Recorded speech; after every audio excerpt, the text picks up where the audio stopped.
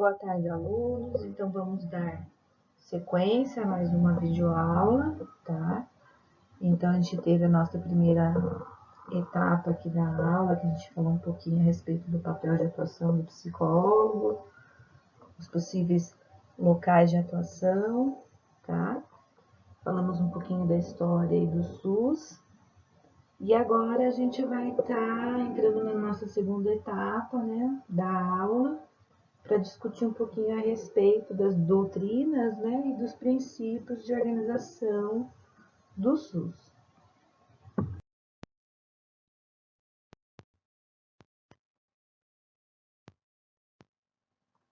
Então, foi nesse slide, né, que eu parei. Se vocês observarem na cartilha, né, do ABC do SUS, tem todos esses conceitos. Então, é importante que vocês tenham eles assim, bem claro, porque geralmente quando vocês forem passar por algum tipo de processo seletivo, por algum concurso público na área da saúde, sempre tem questões relacionadas aos princípios e doutrinas do SUS, tá? Então, a parte ideológica e doutrinária é dividida com o conceito de universalidade, integralidade e equidade. A gente vai estar vendo cada um deles. E a segunda parte, a parte organizacional, tá? Que vai falar das questões a respeito da descentralização, regionalização e hierarquização, tá? Controle social e complemento que tem do setor privado e as partes de resoluções, tá? Bom, quando a gente vai pensar nesses princípios, nessa doutrina, a gente tem como um dos conceitos a parte de universalidade, a parte que ele é vista como universal. Então, o que isso significa? Que ele garante a saúde para o indivíduo, né? Que o indivíduo tem direito à saúde, então que essa saúde não é um favor, tá? Então, ele tem direito à saúde, e ele é um dever, né, do governo, tanto municipal, estadual e federal. Então, lendo aqui, universal, porque deve atender a todos, sem distinções de acordo com as suas necessidades, sem cobrar nada, sem levar em conta o poder aquisitivo, ou se a pessoa contribui ou não com a previdência social. Então, ele regulariza e é um direito de todos, tá?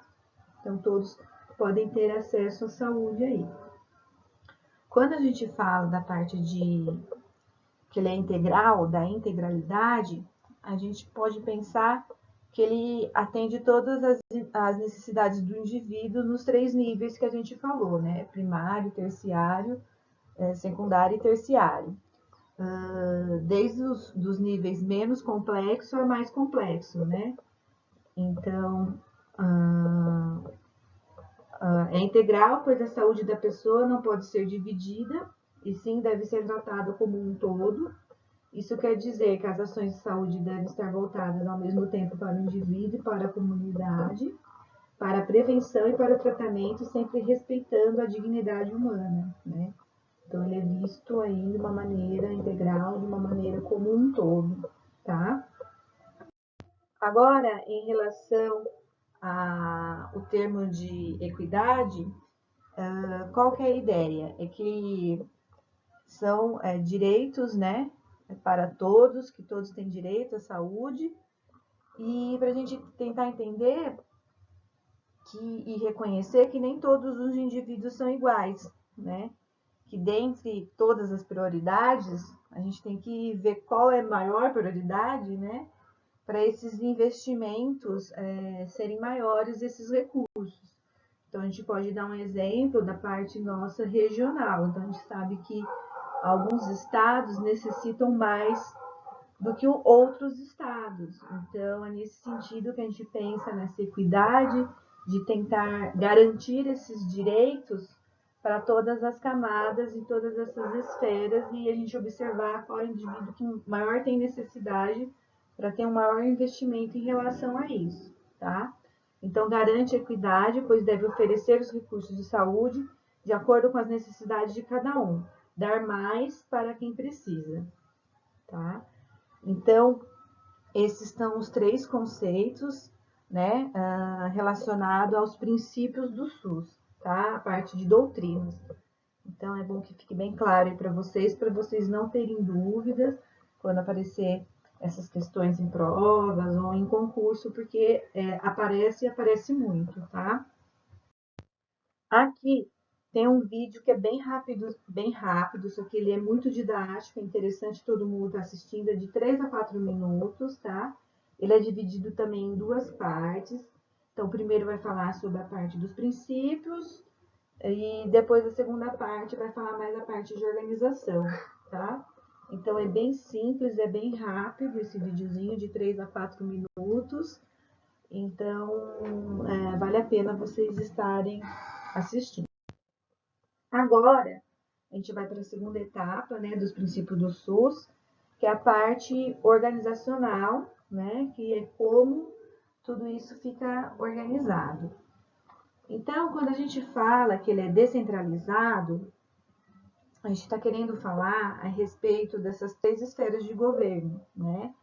Que aproxima a pessoa para que ela tenha um maior acesso. Então, tenta dar mais chances a esse cidadão de ter acesso à saúde. Então, vamos ler o que está posto aqui para nós. Descentralizado, pois quem está próximo dos cidadãos tem mais chance de acertar na solução de problemas de saúde.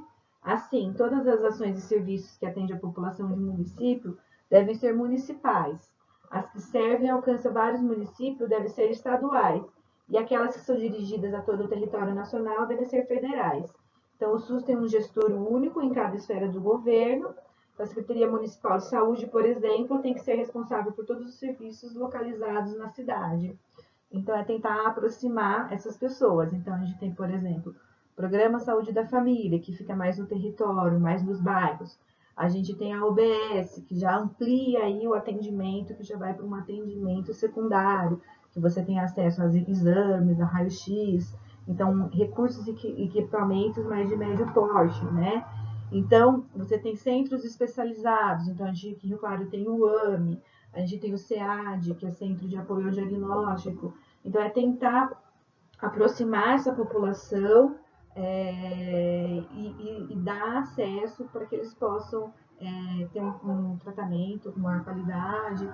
Então, é tentar mesmo acolher todo esse público, então, desde os bairros no território, como também dentro do município, para facilitar mesmo, né, esses cuidados na área da saúde. Quando a gente fala que ele é regionalizado e que tem uma hierarquia, a gente pensa, né, de classificar de acordo com as suas complexidades. Então, por exemplo, assim, um indivíduo que faz hemodiálise aqui no município. Então, ele tem aqui no município, mas aí ele está numa fila de espera, ele vai fazer um transplante. Então, a gente não consegue realizar essa cirurgia de grande porte aqui no município. Então, ele tem que ir para um centro maior, um centro especializado. Então, tem todo um acompanhamento, tá, desse indivíduo para ele chegar até esse objetivo final, tá? Então, é regionalizado e hierarquizado. Os serviços de saúde devem estar dispostos de maneira regionalizada, pois nem todos os municípios conseguem atender todas as demandas e todo tipo de problema de saúde. Os serviços de saúde devem se organizar regionalmente e também obedecer uma hierarquia entre eles. As questões menos complexas devem ser atendidas nas unidades básicas de saúde, passando pelas unidades especializadas, pelo hospital geral até chegar a um hospital especializado. Então, a gente entende qual é a necessidade aí do indivíduo e faz um acompanhamento dele se não tiver como oferecer esse serviço dentro do município, a gente tem que tentar ver onde que fica mais próximo e que condiz com a realidade daquele indivíduo para a gente poder fazer esses possíveis encaminhamentos. Então, por exemplo, aqui no nosso município, a gente não tem ainda o tratamento para radioterapia. Então, a gente faz o encaminhamento aqui nas unidades da região onde possa estar oferecendo esse tipo de trabalho. Então, ou seja, a pessoa não vai ficar sem um atendimento, né? Então, existem esses equipamentos, se não é aqui no município, é na região, então a gente tenta fazer esse acolhimento para que o indivíduo tenha todo esse suporte durante todo esse processo do tratamento, tá? O outro termo que a gente tem é a participação do setor privado. Então, por mais que a gente sabe que é toda uma esfera da organização do governo, das 3 esferas, a gente tem um entendimento também que o setor privado pode estar contribuindo. Então, prevê a participação do setor privado, as ações serão realizadas pelos serviços públicos e de forma complementar pelo setor privado, preferencialmente pelo setor filantrópico e sem fins lucrativos, por meio de contrato administrativo ou convênio, o que não descaracteriza a natureza pública dos serviços, né? Então, para vocês terem um entendimento, por exemplo, no hospital, na Santa Casa aqui, você tem um atendimento, né, público, porém tem empresas privadas que atuam lá dentro para ter um suporte para esses atendimentos. Por exemplo, o laboratório de análises clínicas não fica dentro do hospital, ele fica próximo, mas é um setor privado que vai atender para dar esse acolhimento, tá? E que é pago, né, por toda a gestão aí do SUS, né? Mas é uma empresa privada, não é dentro do hospital. Então, é só um exemplo. Princípios do SUS, né, da parte de organização, ser eficaz e eficiente. Então, qual é a ideia? Deve prestar serviços de qualidade e apresentar soluções quando as pessoas o procuram ou quando há problemas de saúde coletiva. Deve usar da racionalidade, utilizar técnicas mais adequadas de acordo com a realidade local e a disponibilidade de recursos, eliminando os desperdícios e fazendo com que esses recursos públicos sejam aplicados de melhor maneira possível, né? Então, para a gente ter um entendimento também que ele é responsável, né, por pensar tanto na nossa saúde, tanto para a nossa saúde individual como para a nossa saúde coletiva, né? Então, esse que é o entendimento dele ser eficaz e eficiente.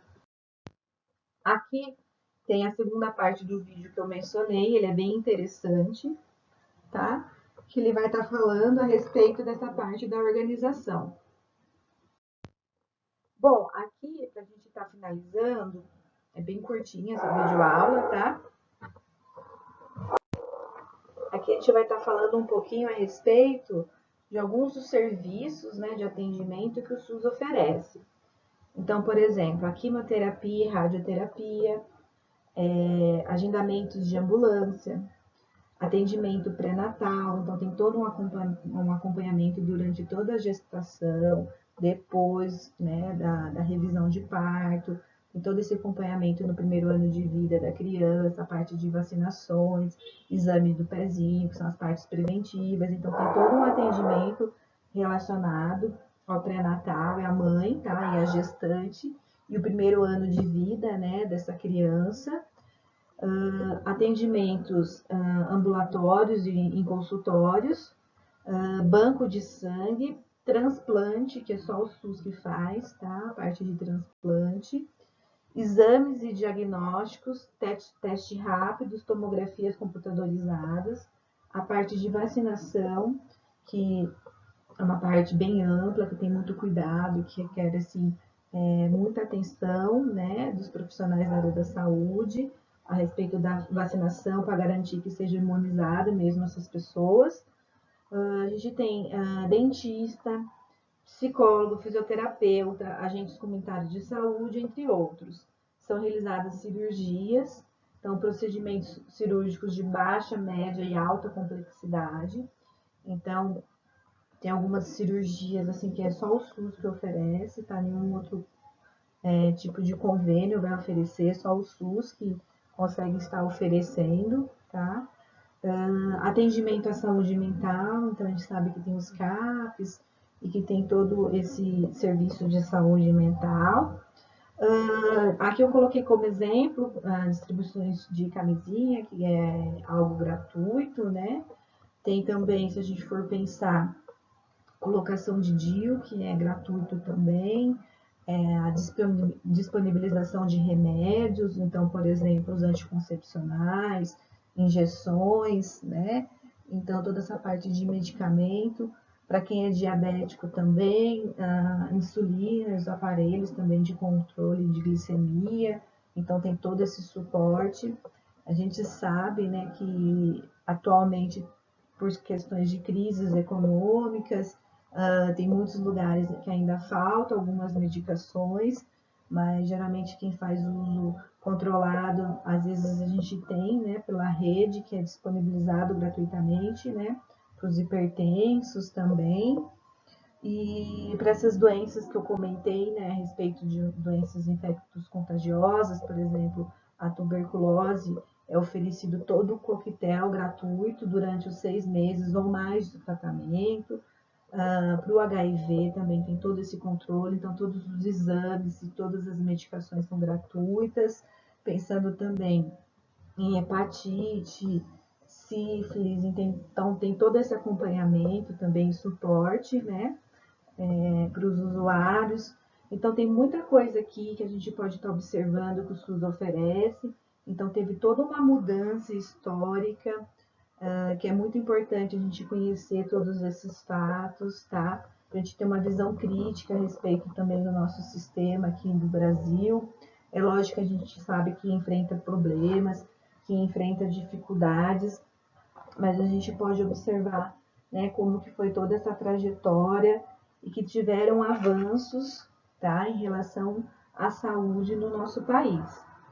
Bom, gente, era isso que eu tinha para estar falando para vocês nessa videoaula da segunda parte, tá? Se ficou dúvidas ou algumas colocações que vocês quiserem fazer, eu vou pedir para vocês estarem fazendo essas anotações e que quando a gente retornar com nossos encontros presenciais, a gente tenha a oportunidade de discutir isso em supervisão, tá?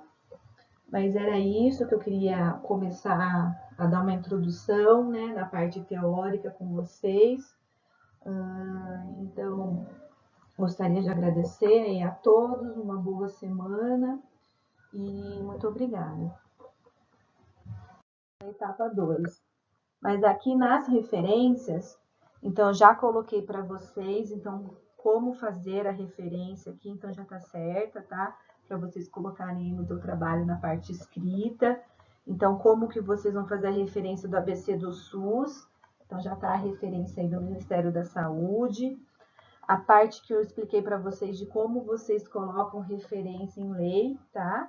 Então, tem a Lei 8.080, que foi quando foi instituída essa parte do SUS, então vocês já podem estar utilizando, e da Constituição Federal de 1988 também, que é onde a gente pode estar também vendo a construção do SUS, tá? Então aqui já tem 3 referências para vocês estarem utilizando no trabalho escrito de vocês, tá? Então é isso, gente. Uma boa semana a todos. E agora eu já vou gravar a videoaula da etapa 2, que a gente vai falar sobre os princípios, né, do SUS e a parte de organização do SUS, tá? Muito obrigada a todos.